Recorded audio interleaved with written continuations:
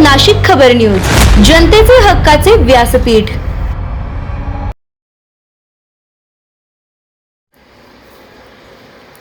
नाशिक महानगरपालिका शाळांचा सर्वांगीण विकास करण्यासाठी प्रत्येक शाळेचा स्वतंत्र विकास आराखडा तयार केला जाईल आणि एकही शाळा बंद पडू दिली जाणार नाही, अशी ठाम भूमिका राज्याचे शालेय शिक्षण मंत्री माननीय नामदार श्री दादाजी भुसे यांनी मांडली। 21 एप्रिल रोजी मनपा शिक्षण विभागाच्या विशेष आढावा बैठकीत ते बोलत होते। बैठकीच्या सुरुवातीला इस्रो सहलीसाठी निवड झालेल्या मनपा शाळांतील विद्यार्थ्यांशी संवाद साधून त्यांनी त्यांचे कौतुक केलं। त्यांना बॅग वाटप केली आहे। विद्यार्थ्यांनी गोदावरीचे शब्दपुष्प हे स्वतः लिहिलेले पुस्तक देऊन मंत्री महोदयांचं स्वागत केलंय।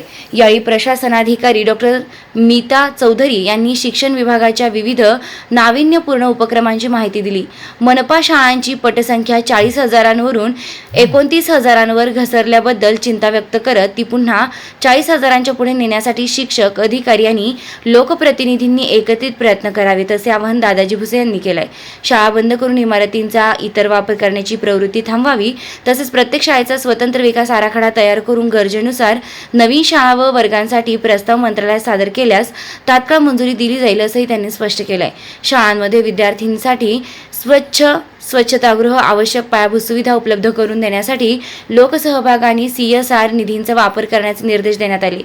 तसेच शिक्षकांच्या अशैक्षणिक कामांमध्ये कपात, पदोन्नती प्रक्रिया, तारांगण प्रकल्पांचा वापर आणि एकल पालक योजनेचा लाभ विद्यार्थ्यांपर्यंत पोहोचवण्यावर भर देण्यात आला। या बैठकीस उपमहापौर विलास अण्णा शिंदे, गटनेते अजय बोरस्ते, अतिरिक्त आयुक्त अमित रंजन, उपायुक्त लक्ष्मीकांत साताळकर तसेच मनपा क्षेत्रातील विविध नगरसेवक उपस्थित होते।